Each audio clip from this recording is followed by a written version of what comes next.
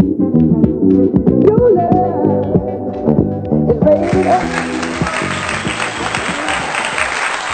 In today's episode of Halftime Chat, we're continuing our Life Stories edition, and I've got a good friend, Patrick Addis, who I've known for, I would say, close to just over eight or 9 years, and somebody who exhibits a lot of joy.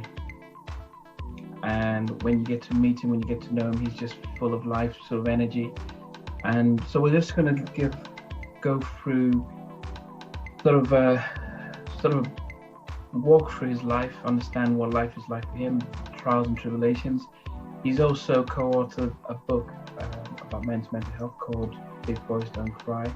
And it would be fascinating to find out about the book and about life in general. But I just hope that you guys enjoy the session, enjoy what we're going to talk about, and have as much fun as I'm sure we're going to. So I'm just going to bring him on in, and we'll see what's happening. Oh, hello, Nandi. Yeah. Thought to make you more relaxed. I did forget to mention that. Kiss the badge. Yeah, that he does support Arsenal as well, but well, I'm trying not to. Okay. Oh goodness. Okay. Well, Patrick never seems to amaze me at all, so it's good to see you. Yeah. So I introduced you just prior to you coming in as someone who I've known for close to 8-9 years. Especially when our kids were born around the same time, and someone who most of the times I've known you, exhibit a lot of joy and enthusiasm and excitement and a lot that you do and stuff like that. Thank you, Nandi. Yeah. That's very encouraging. And I said that during the course of the time we have today, we're going to look at some of the trials and tribulations, the ups and downs, because you've actually co-authored a men's mental health book, Big Boys Don't Cry. But you're also an avid fitness. Yeah. Oh, you've got the book there. Yeah. Okay. And you let us know where we can get it and stuff. But you're also into sports and into a lot of other things. So it'll be good. So we'll go through quite a bit throughout the show today. Okay. But yeah, I guess can you start it off? I mean, I know you live in London, but do you want to say how life was earlier, growing up and all? Yeah. So I was brought up in Kent. So I'm a man of Kent. And as you know, Nandi, because you're from Kent, it is the Garden of England, a very beautiful place to live. And okay, really good. Liverpool via Nigeria, but I live in Kent now. Yes, you live in Kent now, but you're beginning to appreciate God's chosen county. And okay. I think that, Kent's a really great place for people to grow up, especially for young children. Not as happening as London in terms of theatre and arts and all the rest of it, and it's not very multicultural, as you know.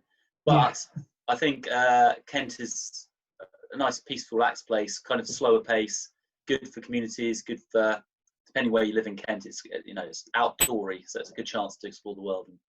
But how was it for you growing up then? What was it like for you growing up in Kent? I guess people who don't know Kent, it's called the Garden, Garden County of England, and lots of farm and greenery. What was it like when you grew up here?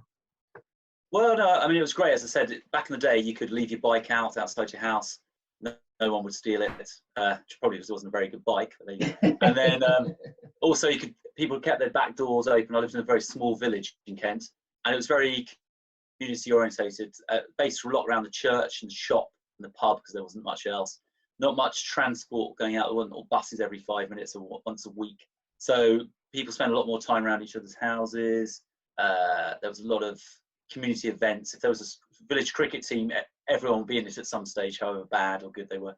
And I think growing up, there's a lot of outdoor lifestyle, and even jobs that you try to get, like hop picking or strawberry picking, or there weren't many office jobs. The other thing I noticed massive about growing up in Kent is people didn't really care about appearance and what they wore. And obviously, being outdoors, a lot of your clothes would get muddy or dirty. Since I've been in London, exact opposite. Trainers and clothes have to be immaculate. And I taught a lot in London where children, however rich or poor, really gave a lot of credence to their Nike Air trainers or not getting their jeans dirty. And for me, that's very alien because I grew up always getting muddy and dirty and outdoors. But how do you think growing up in that in the rural Kent affected or shaped your personality and stuff? Yeah, well, I think I found it very hard to adjust when I first came to London because people are probably a bit more time where in the small village, everyone knows everyone. People generally will stop and chat to you. So come to London where you're on the tube and everyone's avoiding eye contact, and I found the first few years I found that very difficult. And then, unfortunately, I think I slightly became more like that myself because you can't be friends with every other person you meet in London. You have to be a bit more distant and cold. And I think that was one of the things I found hard. But I guess meeting you and being in church, St. Paul's, and having those kind of communities or football teams or smaller communities in London helped me to kind of find that, I think, that kind of community. So if we go back a little bit to growing up, and how would you describe yourself? I mean, how would family and friends describe you as a teenager? Oh, it's a dangerous topic here. No. Well, I grew up in a Christian family, and I think I've always had a lot of energy. I've always believed God is there and is with me. But probably like most young Christian guys, girls came along. My friends, not many of them were Christians, but I had a very good youth group that I grew up with. My dad ran that. I think my parents were very good at kind of not forcing faith down my throat, but kind of being quite normal parents, but kind of encouraging me towards growing up as a young Christian guy. However, my school that I went to was not at all Christian. I think I probably had a sort of church, at home I was a Christian, probably wouldn't advertise too much at school. Probably didn't live particularly differently to much of my mates. But then the Billy Graham mission came to Kent not Kent, but it was flashed up in screens in 1989. And I think that for me was a bit of a public turning point where I sort of committed my faith in front of all the girls I fancied and people. So that was a test because I was a secret Christian. And then Billy Graham called us out, and I was with one of my best friends, and we both said, yeah, we're going to go forward. Although we looked around and thought, oh, this is going to cost us a lot. We're not going to be able to snog that girl that we fancy at the back or anything. Actually, it was definitely the right thing to do, and I'm pleased I stood up for it. Wow, goodness, the stuff I didn't realize. And so, and I wonder, having to, and I think that's still, we look at kids nowadays and think about the struggles they face, especially if they come from a family of faith. But real thinking that, well, it was easier back in the day, but you're painting a picture where it was still as challenging back then as it could be now, but it was a personal decision you made. Yeah, I think it was as Christianity or faith often is. It wasn't a popular thing to be. I mean, I think in a small village, a lot of my friends came to the group because there wasn't much else to do more than they were desperate to become Christians. It was like, what do we do on a Saturday night? There's nothing else going on. If the Christian guy has invited us along, he's a good laugh, we like him, we like his dad. And they came, but, some of those, the message seeped in, others just when they got to 17, 18, weren't interested anymore and went off. But I think a lot more kids came because of not having anything else to do rather than it was a huge draw, But I think it planted a good seed in them. Okay. No, and that's good. So, but then on the other side, what about because as I described you earlier on, sports seems to be another passion of yours. I know you're wearing the top of your team with sports itself. Yeah. Did you get a lot of opportunities? Was that one of the things that you can get in Kent, just that ability to express yourself in sport? I guess so, but like yourself, I know you support a sort of humble team that wear red as well, in the sort of lower divisions. But no, I think one thing, I grew up next to a playing field with goals. And because I've taught sports in London, so a lot of kids I met in London, which the same school that you were in, Nandy, for a bit at Cambridge, they'd all sort of had trials for Chelsea Kicks or whatever, or they'd all had some sort of possibility with QPR. If you're in rural Kent, you've got the possibility of Maidstone United or Gillingham. And even then, it was very difficult to find routes through football, for example. And the schools I went to and the area I was in is probably more hockey, rugby, And I think a lot of my mates, even though I was very sporty, I've always loved football most. And I think growing up in Kent, apart from having to commute up to London to join, I don't know, Charlton or Chelsea, there was never a route to get into football. So I think I grew up loving football, but not really having anywhere to go with it. And so it probably became a bit of an all-round sportsman, you know, doing a bit of rugby, a bit of hockey, athletics, tennis. And now, later in life, I'm very pleased about that, because I know lots of people who, you know, have gone off in a certain area, they don't do other sports, and I'm pleased I can do most sports. It's a relative level. But did having sports and having the ability, how did you think it shaped you early on? Did it? Oh, yeah, well, you've kind of alluded to this, but I had an abundance of energy as a child, and parents have got this picture of me by the bed, asleep, in my bed at age 8, and they said that was the only time you were asleep. And they seem to treasure that moment. But yeah, I kind of think sport is a great outlet for boys, men, girls, whoever, and people with lots of energy. It's a great, and it probably, not that there were many gangs or anything to join in Kent, but you know, people get very bored in the countryside sometimes. And as a teenager, I could have, perhaps if I hadn't used my energy in that way, could have just, you know, used it on things that weren't quite so savoury. And I think in that sense, sport was great. The other thing that's great about sport is it being in teams. I quite like team sports. I think you get to be with lots of other people. It helps your social skills. It helps you learn how to be part of a team. And I think also it made me get some really great mates. I'm still mates with today, because we've been through kind of, as you know, we talked about this in our men's ministry, Nandi, the kind of, there is no modern day battle for us men, is then, for me, sport is that kind of, you're trying to win or lose together, and well, win together, and that's good. I think going through that sort of grind with other men, teammates, is good. So we get to the point where, okay, you've grown up in Kent, you've got your sports, you've your faith.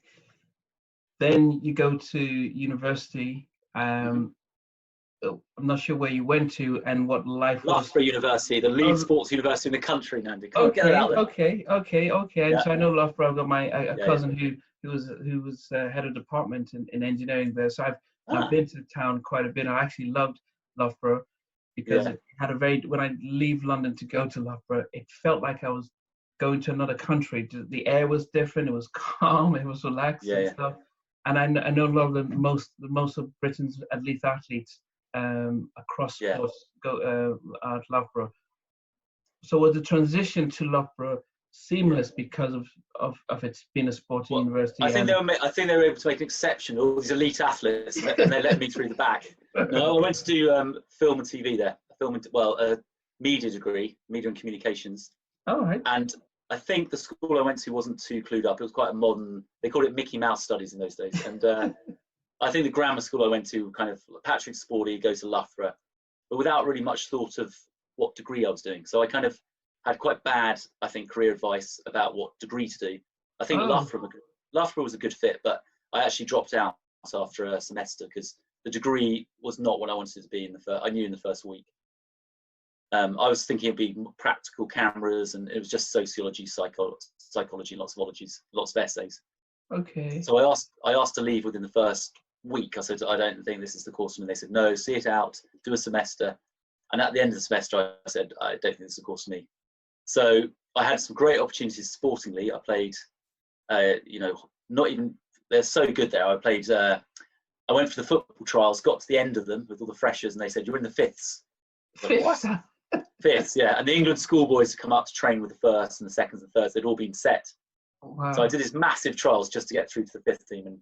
And anyway, and then I played hall football, where about 4 of the people were Portsmouth Academy players, and I was on the bench, and even the bench I was by far the worst player on the bench. Yeah, so Loughborough was just, I thought I was okay at sport, but I realised here's the creme de la creme. Any sport you look at, there was someone miles better. But how did that feel like for you? What did it do for you? I think it was good and bad. Good because, like, with sport, there's, even Usain Bolt knows eventually someone's going to come along who's better and he's going to fade. I was always a good sportsman in a small pond.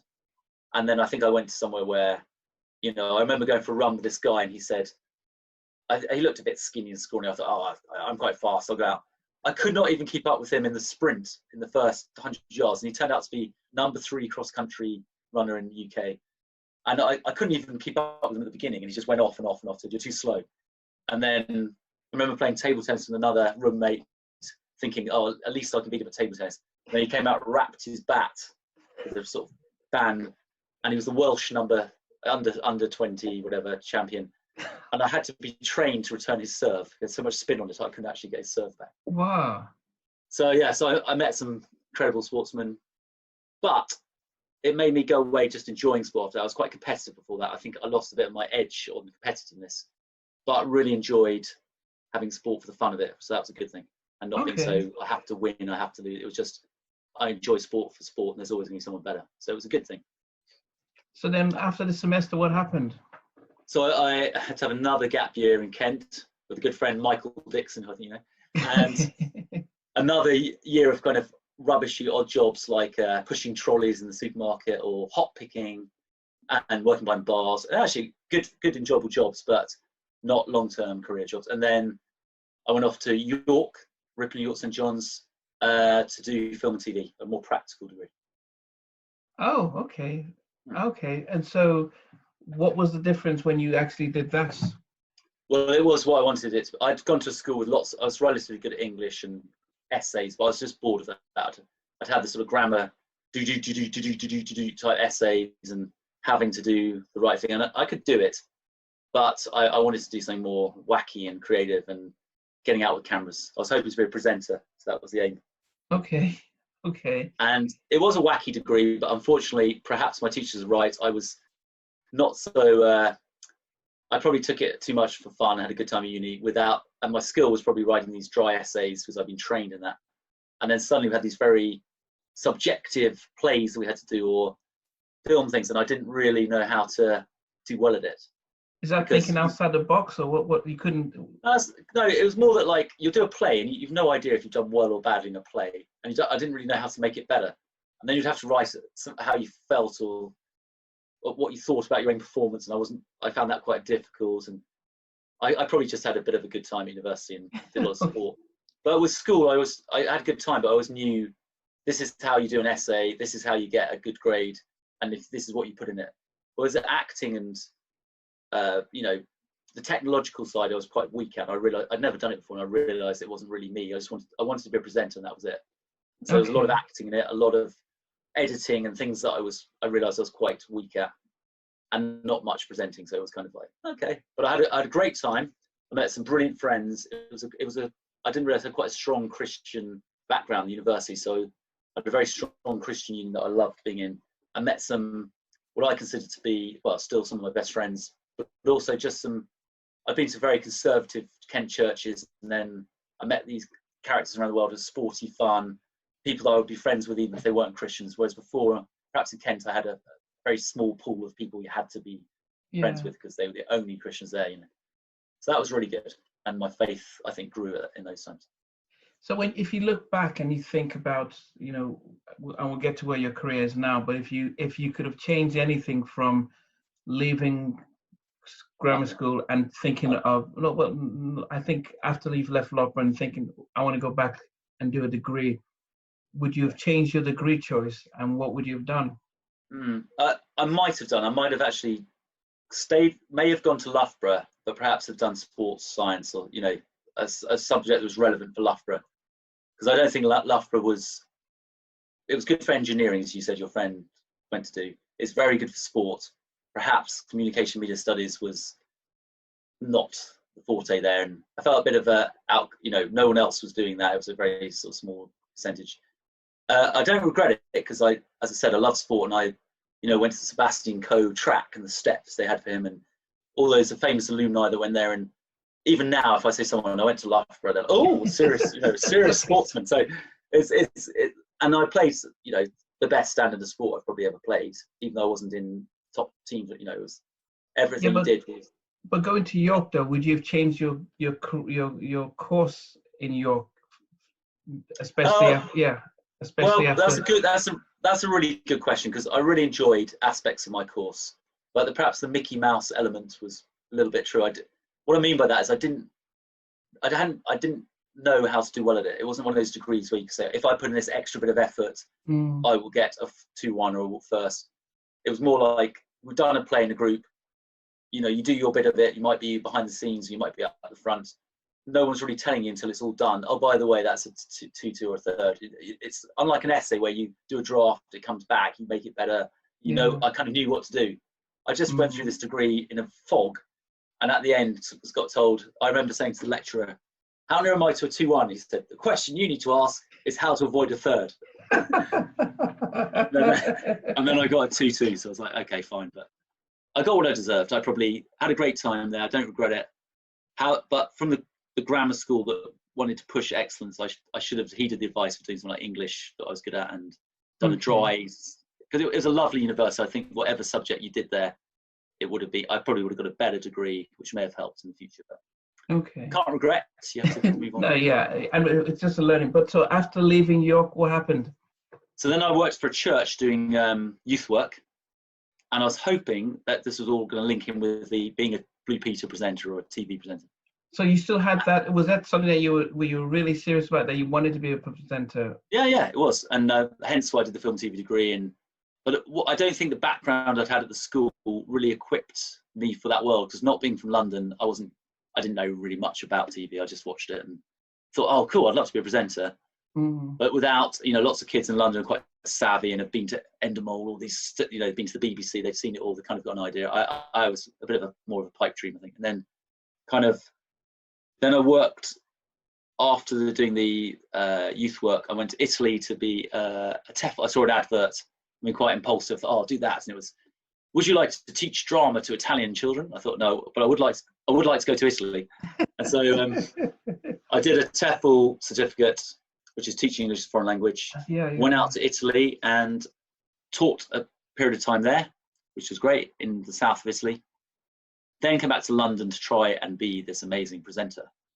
That lasted a very short amount of time.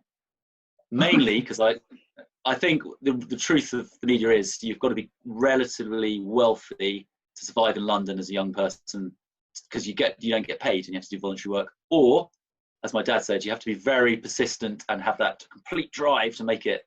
I think I had neither the money nor the immense. I wanted to enjoy being in London. I wanted to play football at the weekends, and you had to really commit and just go 100%. Yeah. So I worked a little bit for Talkback TV, worked a little bit for... Oh, you actually got into an entertainment company? Yeah. So I was a runner, and unfortunately I think I ran too fast for them, because they said, get the coffees, and I was back before they'd asked, bang. But I at that stage in my life, I think I wanted some cash. They weren't paying anything. Yeah. I realised it was quite my love of sport kind of held me back, because it was all arty-farty and kind of give up all your weekends. And I thought, no, I'm playing football. I still might be a professional footballer. I can't give that up. So too many interests and probably not enough commitment to it, probably. Yeah, it's very interesting, because that reminds me, because I went to university in America, and while in university I had the same sort of vision about being in the music, but I knew I was in the Midwest, Wisconsin, which is near Chicago, and I knew, well, there's not much at that time. Everything was either New York or LA, and I thought I needed to go out west in order to be in the environment to make it. But I knew I needed a degree, so I finished my university. But most of the people who get into the music industry, they either start off out of secondary school, or they start after year 1 or 2, or they go to university that has links inside. So I was doing a business degree in the middle of nowhere, nothing about that. So when I was finishing, I was writing. I probably wrote over 1,000 CVs, letters to. Wow. I'll get Billboard magazine, which is the sort of industry bible of the record industry.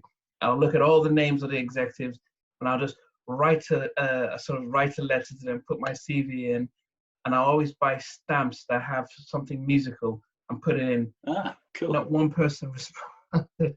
Really? So not one. I probably wrote over 500. Not one responded. Maybe HR would say, we've got your stuff, we put it on file, but you're like, you live far away, we don't need a business guy.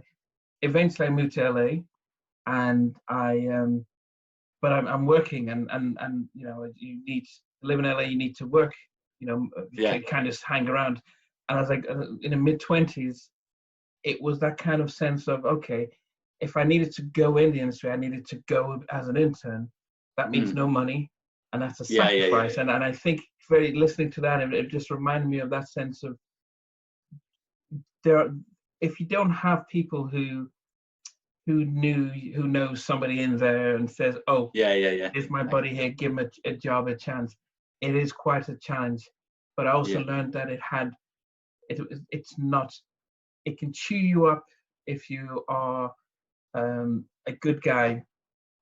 It doesn't do well to good guys. And so the media industry it toughens you up in a way that you don't become the same person. You're not necessarily the same person before you start when you finish. If you don't have a godfather or fairy godmother who can sort of keep you pure and stuff. No, that's very, very true. So I think they've gone. No, go ahead. No, I think you're right. It's exactly the same experience. And also, I think perhaps rightly or wrongly, it does make you realise why you're doing it as well. Why do you want to? I think for me at that time, maybe I just wanted to be famous, or you know what I mean. I did want to be a presenter because I thought it would suit my personality. I liked the idea of it. But like lots of things, you went into an office, lots of people on computers. It was a bit different than I imagined, and maybe I wasn't patient enough to wait for all the hard work to get to the level I wanted to be. And the actual run, probably same for you as an intern, it's not very glamorous and not really what you want to do. But maybe the long-term picture is good. I don't know. It is a long-term stuff. It's networking. It's about people. You know, when things are a little quiet, it's like, guess what I've done, and somebody picks it up. It's very much chance. Those who do make it have people already in, and it's an easier road. I mean, unless you're really, really talented, where they see stuff, or if you know, when you were at York, were you part of the students? Did they have a TV station? Did they have a newspaper? Did you do anything? Well, no, unfortunately, didn't. I mean, we were making films as part of the degree, obviously, but it was a bit. There was no like footlights or Cambridge, you know, acting clubs or anything. But of course, part of the degree was drama, so a lot of people were doing it. And a few people from my degree went on to actually do relatively well. One was in Coronation Street for quite a long period of time, was in the press, and some sort of hunk that lots of girls fancied. I was slightly jealous of that. And a girl in my course that I really respected and liked was one of the few people with no connections or any kind of wealth behind her, but she just was very hardworking, stuck at it, and she worked for ITV Sports. And she was on the production side. She always wanted to be production. Okay. And she was very organised. She kind of got me through quite a lot of my essay assignments by telling me when they were meant to be in and stuff. And she was just very organised. And she gave me and a friend a bit of a chance to work at ITV Sports, which was great. So we went to the outside broadcasting, watched that sort of lesser known team in London. I think it begins with C. I can't remember. Charlton. Not Charlton. Okay. I think not Charlton. So we went in there. I was amazed to go in the outside broadcasting sort of box, watch the director lining up all the shots for the. Because I used to watch football and think, oh, it's amazing this knowledge the commentator has on every player he sees, but obviously it's all lined up before, like get on John Terry, get him at the back post, and then John Terry has 626 caps, which you know. And when I saw it, it was very much like a constructed play, and like the directors string it all together. And I used to think naively football was just all free flow and these incredible, knowledgeable people. It was interesting to see. So then we move from that sort of you've gone to Italy, you've sort of done the sort of teaching abroad. Then did that move you to your current career, or what? How did that? Yes. Well, then I came back from Italy, did a tiny bit of TV work, not much, you know, to get on it. Couldn't afford to do it, so started doing TEFL teaching to survive, basically in London.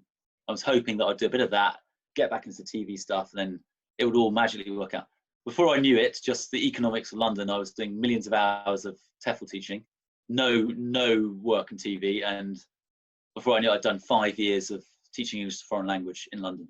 Wow. And living in flats and, you know, having a good time and being in the church that you met me in. Yeah. Okay. And I think I don't regret that because I loved the job. It wasn't immensely well paid, but I met people from around the world. It was great.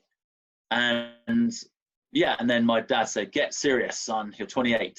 I didn't pay for private school education for you to end up as a bum that I can't show off about in drinks parties with my friends. So I applied 2 or 3 times for a PGCE, and very half-heartedly. And I went to an interview at Cambridge, at Homerton, and the woman knew straight away that I wasn't wanting to do it. So she said, name a children's illustrator. And I saw a book, I said, Quentin Blake. And she said, apart from Quentin Blake. And I thought, and she saw the book that I was looking at. And I said, can't think of any. And she goes, well, get out. So I didn't want to do the teacher training, and I was happy with TEFL, and I was still thinking about being presenter. I didn't really want to do it. And then the next year came around, and I kind of felt a bit of a calling as well from God, get your act together, don't clown around. And so I did it, just to get my dad off my back, really, both dads. And before I knew it, I was in a school and then I went to Cambridge, not the university, but the town, and started teaching in a secondary school there. Oh, you went to move to Cambridge? I moved out of London to Cambridge itself to teach a bit, and I was teaching English and sports because I didn't really want to teach media studies. I wasn't passionate about it. I wanted to be a presenter, not talking about films. And then, and then I met my wife in a party in London. And Cambridge is a interesting place to live because if you're a student there, you've got incredible facilities, amazing time. If you're someone who's born and bred in Cambridge, you've got, you're a town in, it's your place to live. If you're a stranger coming in, and you might know this from coming to Kent maybe, but I felt very much, I'm not a townie, I'm not a student, I'm kind of a no one. And I didn't have a family, so it's great for families, lovely parks. But as a single guy in Cambridge, it's kind of dead a bit compared to London. Yeah, okay. So I met this beautiful Armenian wife of mine. She dragged me kicking and screaming back to London, and then I had to restart kind of in London if I was going to make anything of it. But then when you were in Cambridge, though, did you do the teaching training, or you just continued? Sorry, I should have said teacher training was in London. And then I got the first job in Cambridge. So I had to move. Okay. Sorry, yeah, bad explained. Okay. And then came back to London, and then obviously went to St. Paul's, the church that you knew me from, and taught in a special needs school doing PE. So I thought if I'm going to teach, I'm going to do something I'm passionate about, which is sport. But because I didn't have the sports part of my degree, it's hard to get into a secondary school and teach PE if you haven't got a PGCE from Loughborough in sport, you know what I mean, a degree in sport. Hence why I had to go to a special needs school to get my opportunity, because your subject knowledge doesn't have to be as advanced. Yeah. And then that because I saw you at Cambridge. I was there about 10 years. Okay. So there was some challenging time. So when we think about the beginning, where this was the passion was sports, but also media, and you wanted to be a presenter, and then you kind of through all this time you sort of fell into teaching almost as a way of just paying the bills and stuff, to actually now retraining as a teacher. Did you start to find more of a passion for that, or at the back of your mind you're still thinking presenting, I still need to get a chance to go present, or when did it tip? Yeah, that's true. I think it was nice. The salary started increasing, and as you know from music and the film world, salaries can be pretty poor unless you're the top end. Yeah. I mean, my friend who I talked about earlier, who did get into production and was doing really well at ITV, she was still on quite a poor salary comparatively to a teacher. So she might have had all these incredible meetings with celebrities and off to, I don't know, Ibiza or whatever it was, filming something. It sounded glamorous, but she was working long hours and the pay was pretty bad. Yeah. And then I realised quickly when I worked at Talkback, very brief as a runner, once you've seen a few celebrities, you realise they're normal human beings. And you're basically in an office job, badly paid. And your friends are only impressed once that you've met Daisy Donovan or Sacha Cohen Baron or something. And after that, it's just life, isn't it? So teaching, I've met, because I'm still in it, some very, as you said before, some very good people. There's very compassionate people, and I've had some good colleagues. It's lovely working with the kids. I'm passionate about that. I'm not that keen on education and the politics behind it and the continual remoulding of curriculums, and that side of it has worn me down heavily. Okay. Well, I guess I mean that's probably a good segue to Mm, link into the book that you yeah. and Fabian co-wrote, the Big Boys. Oh, it's blurry. There we It's go. getting Ooh, blurry there, maybe in front of you. Yeah, Big Boys Don't Cry, and yeah. I guess it's a good segue to just to link into how, after years of teaching in London, how you actually got into how the book. I mean, if we got the book that just got launched this year, if we go back to how did you even come up with a book about mental health? Just before we do, though, Nandi, you should have gone into a media degree with a segue business. I like it. Top host and presenter. Yeah. Yeah, you've missed your calling. Still plenty of time. You're in it now. You're in it now. Yeah. Well, yeah. So I hinted at this probably earlier, and going back to some of your perceptive questions earlier. Perhaps the Kent country upbringing. There's a lot of positives about it, but there's a lot of time to think in Kent because it's not as fast paced as London. Yeah. So I think a lot of people from my school actually weirdly have there's a few cases of suicide in the school I went to. There's quite a lot of cases of mental health and depression. And at the moment, it's a school in Kent. There's the Sam West Foundation that's been set up for a child who unfortunately took his life. His brother and well, this boy Sam West and his brother's now taken that into a charity and even been to Buckingham Palace. And so at this grammar school, Winston Kent, there's a big push for mental health. And even in my day, one of my friends unfortunately lost their life. We're not sure if it was suicide or not, but it could have been. So that's been sort of hanging in the background. And I remember all these endless days in Kent, summers that went on forever, having a lot of time to think. And sometimes I could get a bit down and kind of thinking, because when you're from Kent, it's a bit like who's the not sort of Belle from what's the Beauty and the Beast? There must be more than this provincial life she sings, doesn't she? Yeah. Getting Yes, out and going to the big city and all this now. I never dreamt of going to the big city, but you kind of, if you're going to be a presenter, you have to go to a big city. Yeah. It always struck me that one day when you're out of Kent, the big things are going to happen, because there's not.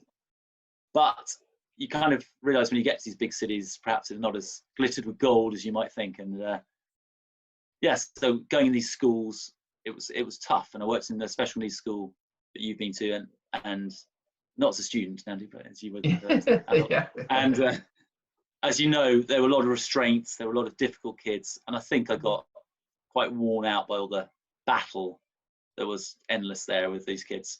And one day I woke up I'd been down to Kent to see a friend. This is all in the book. You can buy for nearly £10.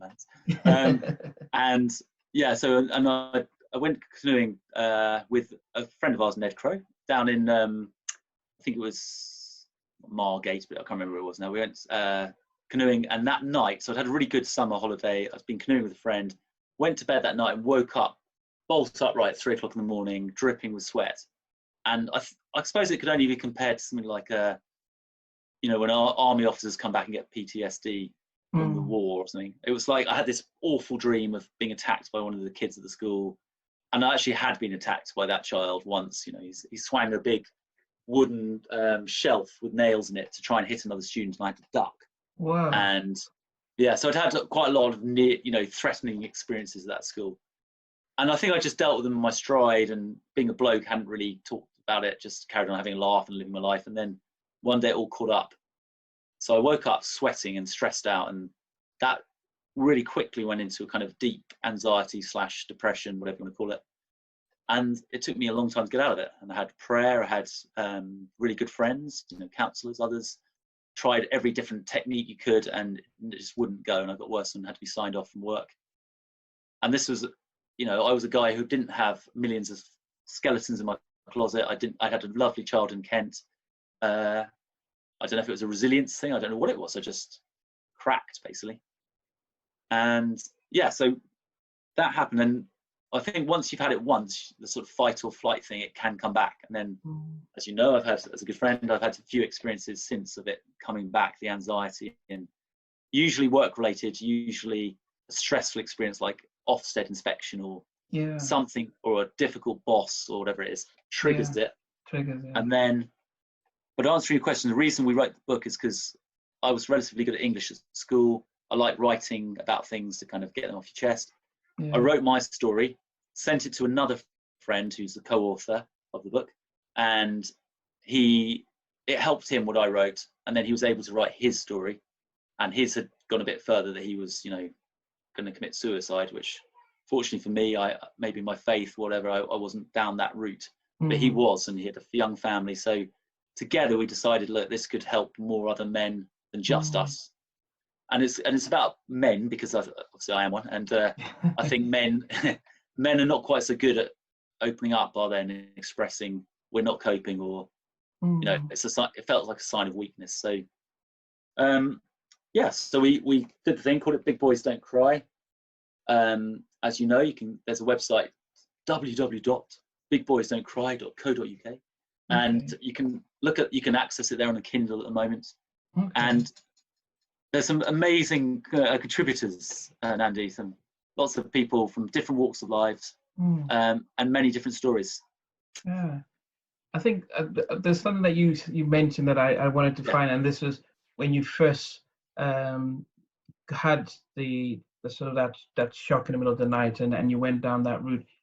Knowing you as a very outgoing, bubbly, happy guy, the lighter part, how did everyone around you react to seeing you in this state? Was it that, I think that's really key to see. What was that like?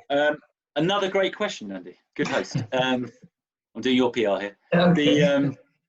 Actually it was really hard, and I think I know myself quite well. I'm probably quite a people pleaser. I like being upbeat and, not center of attention, but I probably do, but I like being a positive person in the room who's getting people cheered up. And I found that one of the hardest things about this illness, which is what it is, the anxiety gripped me, because I suddenly lost, not only lost my voice, lost my personality, just was in rooms downcast, and people picked up very quickly, like, what's up with you? But also losing a lot of weight, physical weight, and there's physical symptoms with it, losing a lot of energy, which is what I was famous for, and then just feeling I kind of felt zapping people. And they talked in their life about radiators and drains, and I kind of felt like this, a bit like this drain. But the problem with sort of mental health is a lot of it's in your head. So I would be trying doubly hard to be my normal self, but thinking that everyone else is thinking, oh, you're really negative, or but they weren't saying it. No one was saying it. I just thinking they were thinking it. So it kind of zapped me twice. And also, as my dad would say at the time, I would say, I love you to lots of people a lot. And he was saying, look, you're freaking me out. Where's the banter? My dad's very public school boarding. He's like, what is this? No. It's just where's the jokes? And in my mind, because I was anxious, I was kind of thinking, maybe this is it. Maybe these are my last days. I've got to tell everyone I love them, and I'm on my way out. And that was all in my head. It was all anxiety. But then that was freaking everyone out. Just hearing this. I think people just calm, because I was so angsty. They were kind of, the energy was going a different way, and they were like, just relax. Don't, no one's dying here. Just because you have that real inside you. And I know a lot from the book. A lot of people who are anxious, or I don't know, bipolar or depressed. There's a lot of urgency to everything, because you kind of think, is this my last day? Is this it? So you feel a very need to. So one of the things that I've known when I work with families with mental health, especially if there's a faith, and you've spoken great about your faith. How is it in that setting? Because there seems to be the conflict about you're somebody of faith. Well, you have faith. There's Bible passages, and we'll pray for you, and you should be healed and cured and delivered. And that also seems to be an added pressure and a burden. Was that anything? Did you relate to any of that? Did any of that? Yeah. I sometimes wonder if it's because I wasn't Nigerian. If I'd been Nigerian, I would have been healed in seconds. I don't know, actually. I did sort of, before I came on speaking to you, I thought I'm going to flick into that book called the Bible that some people read, and just get a verse. And the verse that came out to me, and then I will answer the question properly, was Ephesians 3:20, which is with, actually, now, do you know what it is? You know your Bible well. What's Ephesians 3:20? No, it says, it says, with God's power working through us, God can do much, much more than anything we can ask or imagine. And you're thinking, so what? What's that got to do with anything? And I was kind of thinking, every time I've had this anxiety illness, which maybe 3 or 4 times in my life, as I say in the book, each time I've had prayer, I've had good friends support me, I've had Bible verses given to me, I've gone down alternative medicine, I've had medication, I've had lots of almost every type of thing you can think of within reason. And every time I've got better, I can never pin it to like, and then God said in a cloud, do this, or someone said a Bible verse and it all turned around, or the doctor gave me a different dosage of medication and suddenly I was better. Or it's always been a combination of all these things together, and suddenly I've just kind of come out of it, almost like naturally, sometimes very quickly, but just a few days and suddenly I'm feeling better, and then I'm feeling better. And if I look back, all the different, as you know, God works through doctors, God works through friends. The one thing I would say is I've been very blessed. I've got excellent friends, and in these times who your real friends are, the people who stick by, and as you know from your work, I'm blessed that I do have a faith, and perhaps sometimes my Christian friends have been a little bit more loyal and a bit more willing to stick by, where perhaps not all of them, but some of my other friends have been a bit, it's not the fun Patrick anymore, let's get out of here. So that's been a good witness to me. And also, just my present curate in my church I apologise for this swearing on your show, but he's a Fulham fan, and he's actually the chaplain at Fulham Football Club, and he never said anything that like blew me away. During every week, every Wednesday, he phoned to check how I was, and I was expecting him to kind of give me amazing Bible verses and tell me that God said this to him, and he never like that. It was just like, how are you? How's your week? But I realised as I got to the end of it, he was there every week without fail. I knew it was coming. Some weeks I was bad, some was good, but he just kept it going. And I phoned him today actually because I've had a bit of a blip recently, and thanked him and said, look, thanks just for being there all the way through. And sometimes, go ahead. Go on. No, I was just saying, with your job, you probably know that sometimes just being there is enough for someone. Consistency. I think one of the things that you've said has really been powerful is because there has been, I know within the Christian faith community, there's that separation. It's almost as if mental illness isn't seen the same way as physical illness, and so there's this expectation that, you're feeling low and depressed, here's some scripture that should cheer you up, and we'll pray for you, and you should snap out of it. And so they don't seek help. They say no to medication, no to therapy. We just get prayer and intercession, and I think and so. But it's great to have heard your experience, seeing that it's been a combination of other things that have really helped shape, as opposed to saying, forget prayer, I just needed medication, or no, I just needed the therapy. But it was like a sense of the combination, friends, family, faith, medication, therapy, all working together. And I think it's a beautiful take for those else who are Christians or Muslims or anything who think that faith and mental illness are separate, but you've really sort of summed it up. No, thank you. I'm not going to lie. Some of the Bible verses, and as you said, other faiths might have what they have, but for me, Christian, there were nights where I felt incredibly low, and that would be the only thing I read before going to bed, like one tiny verse, and that might have just got me through the night. It might not have made me wake up the next day thinking, it's changed my life, but that might have been just enough that night to get me not to be stressed out all night or sleep. So there's definitely value in it. And I just think sometimes when you're in that headspace, it's very hard to think properly, and the medication's spinning your mind. So my perception of God and faith was a bit distorted. When you're very down low, it's hard to be positive about anything, really. So sometimes too many scriptures or too many words just made you feel like head spinning. But were you able to, and as we come to that, were you able to then communicate, were you able to be honest to people to say, it's enough now? Or did you think, they're helping me, I need to just take whatever they're giving me? I think I sometimes, which is not my personality, as you know, I'd often sometimes have to cut. One thing about being anxious or stressed or depressed is you become very self-centered, because it's fight or flight. You can't think outside of yourself because you're just trying to survive.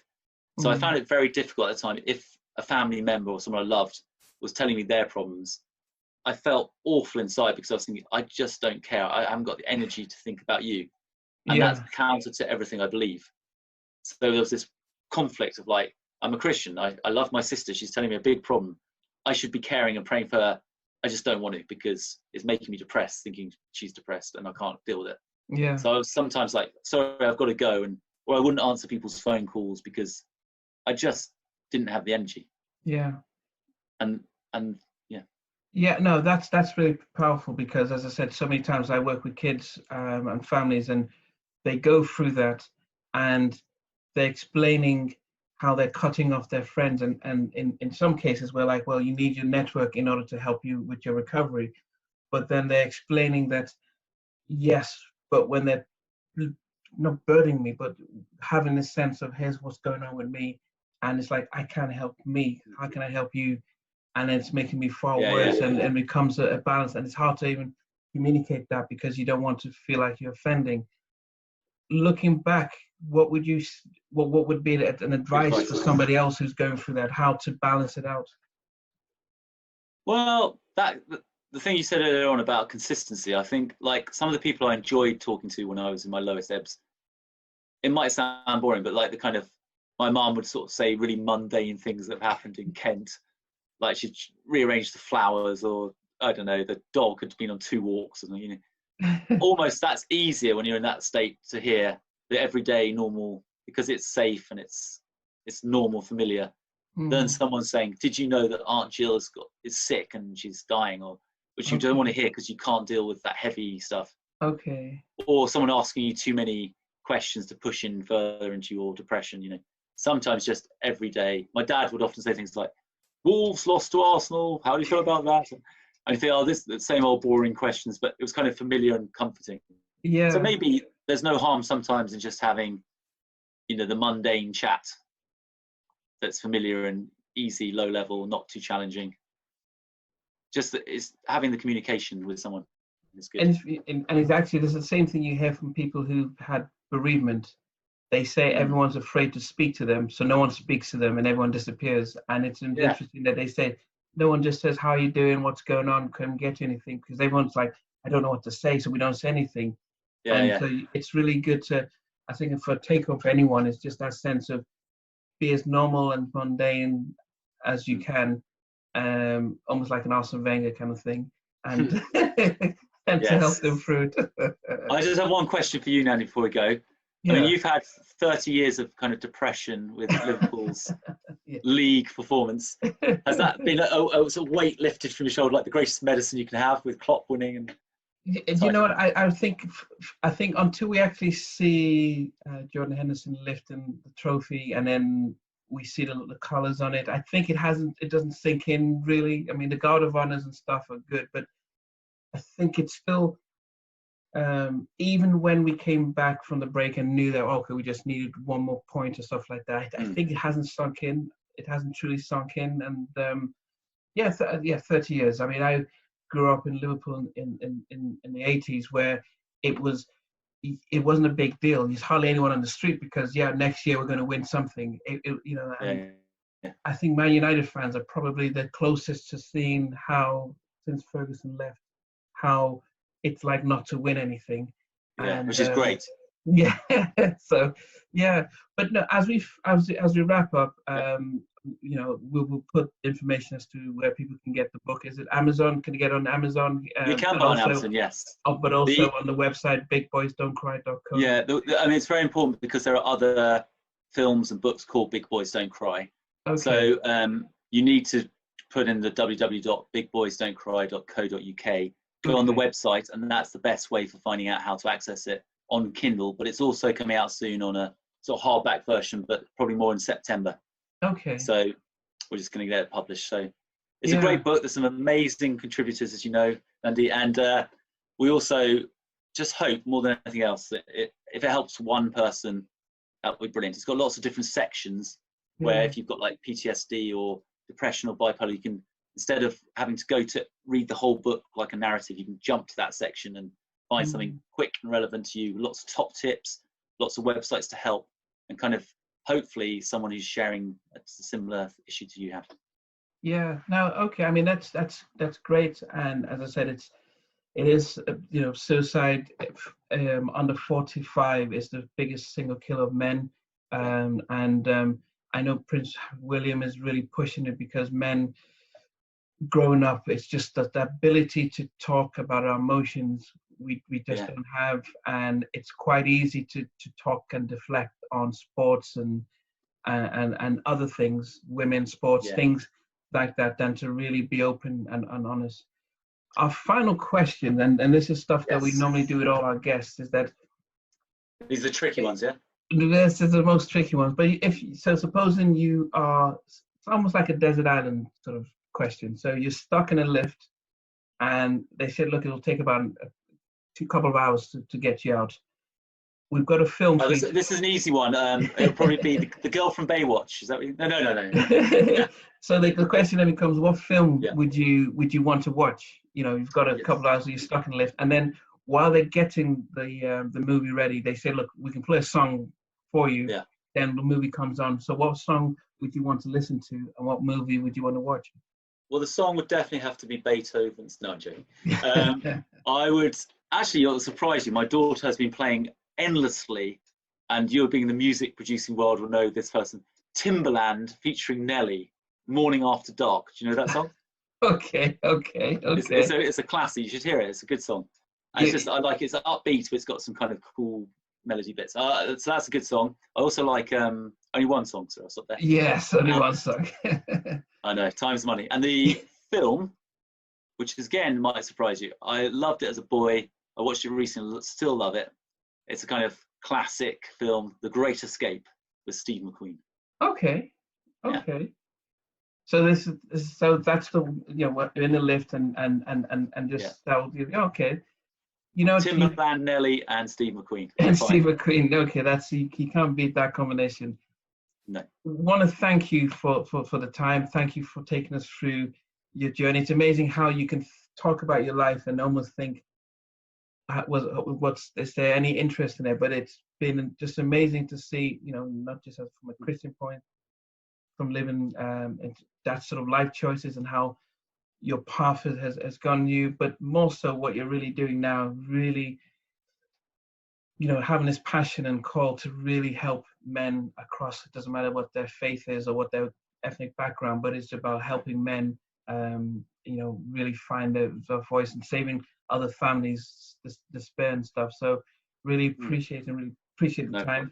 Really proud of what you're doing and stuff. Thank you, Andy. And I hopefully supporting your team doesn't bring more. I know, you've got Louise is still going to be in for another couple of years, and Mustafi's improving. So hopefully you can find some joy and some at the end of the cloud and stuff. Yeah. Well, I've really enjoyed being on the program, so thank you. And also heard Klopp saying that he wants real Scousers in his team. So there might be hope for you, Nandy, in a future side, Yeah, the dad's walking team, maybe I can see you running up and down in midfield, Yeah. Jordan Henderson. Yeah, with a walking stuff. Anyway, thank you very much. Patrick. All right. Has the whistle gone? We're full time now? See you later. Cheers, okay. Take care. So I hope you enjoyed that interview with Patrick. It's good to hear the journey. I didn't realize we were going to talk too much on the mental health side, but it was good to at least to hear his experience and what he's overcome. BigBoysDon'tCry.co.uk is where you can get information about the book and order and download the book. And thanks for tuning in to Halftime. Yeah.